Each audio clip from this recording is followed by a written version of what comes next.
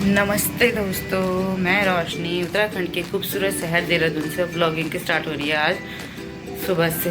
तो अभी जो है 11:30 हो चुके हैं। घर का काम आज पूरा हो गया है और आज यहाँ पे फिर इतना ठंड है ना आजकल देहरादून में, पता नहीं क्यों पहले नहीं होता था, पर अभी 5-6 दिन से लगातार इतनी ठंड पड़ रही है ना, हाथ ना सुन्न हो गए कुछ मतलब, और जुबान भी ऐसे लड़खड़ा रही क्योंकि ठंड के मारे।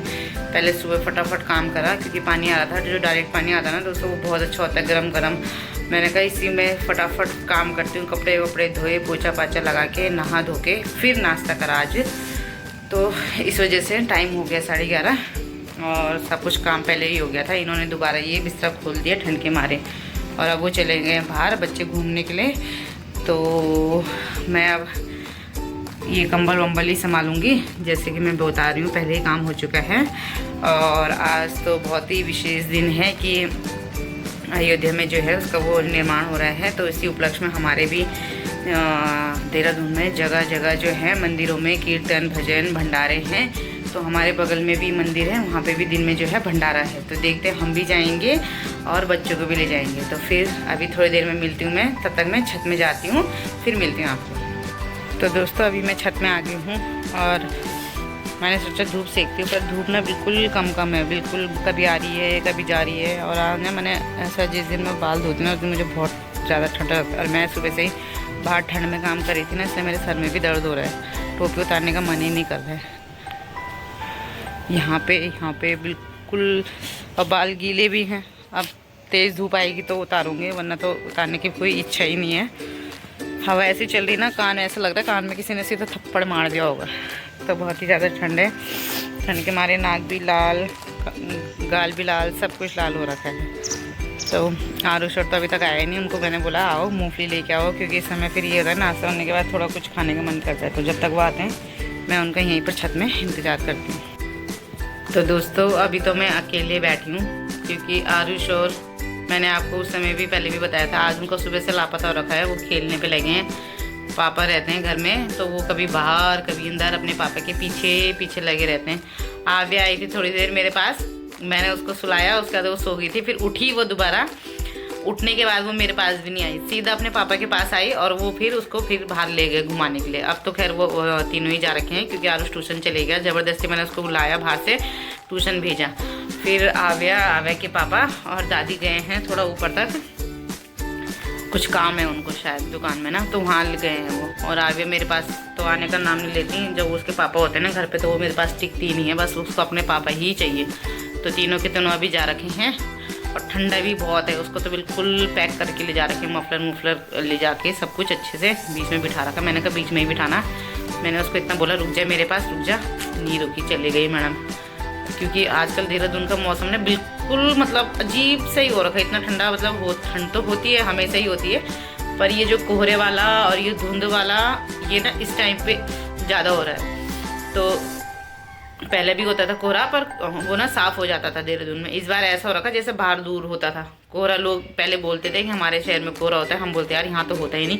अब वो सिस्टम ना देहरादून में भी हो गया है। तो वही कोहरे वाली जो ठंड होती है ना, सूखी ठंड बहुत ज़्यादा भयंकर हो रही है। तो आने वाले होंगे थोड़ी देर में, फिर चाय चुई तो मैंने उनको पिला दी थी।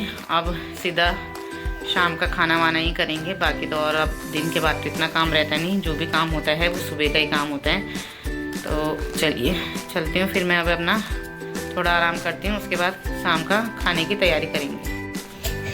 तो दोस्तों आरुष को भी मैं ट्यूशन से लेके आ गई हूँ और ये अभी जो है दोनों दिन यहाँ पे खेल रहे हैं। तो अपने सोफे का बिल्कुल इधर उधर कर दिया है क्योंकि यहाँ पे उन्होंने हीटर लगा रखा, और हीटर भी ये बड़ा है ना, तो इस वजह से ज़्यादा जगह घेर रहा है, ये तो ज़्यादा जगह ले रहा है, तो इस वजह से उन्होंने लगाया है। इसलिए पूरा सोफ़ा एक तरफ कर दिया है और सोफे में ये खेल रहे हैं दोनों के दोनों, आरुष और आगे।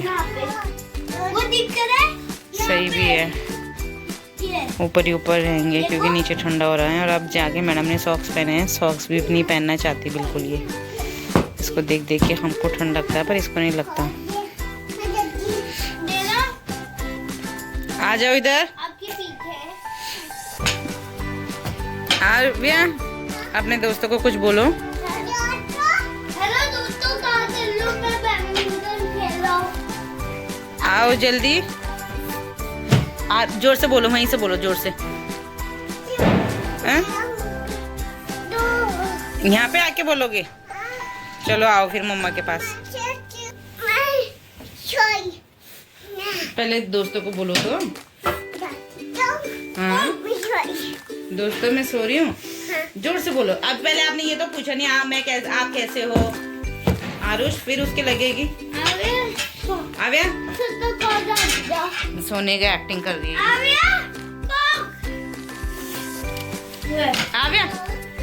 मेरी बात तो सुनो, पहले ये तो पूछ तो लो।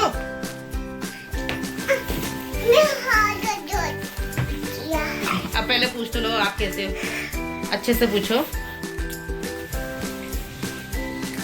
मैं ठीक आप देती हूँ। और कुछ पूछो। आप पूछो। मैं पूछूं? मैं पूछूं? क्या पूछूं बताओ, आप बताओ। जो आप बोलोगे ना मैं वही पूछूंगी। 1 2 3 4 8 9 हाँ 3। हाँ वाह, आव्या को तो बिना स्कूल गए हुए भी गिनती आती है ना आव्या, है ना अबू? ये इनकी मस्ती बाजी हो जाती सोफे में। अभी खाना का टाइम नहीं हुआ इसलिए बैठे हैं, तब तक खेलते हैं इनके साथ।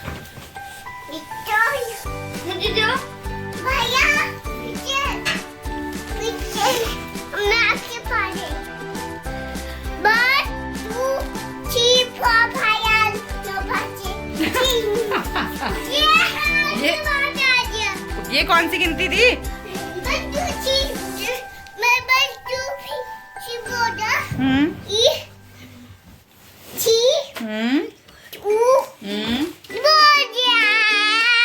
क्या बोल दिया?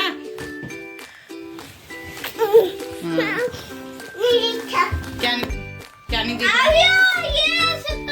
दे दो। अब जंप करेगी, बस पता था मुझे।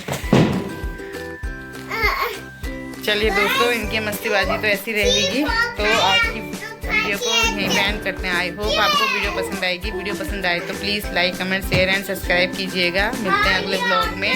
टाटा।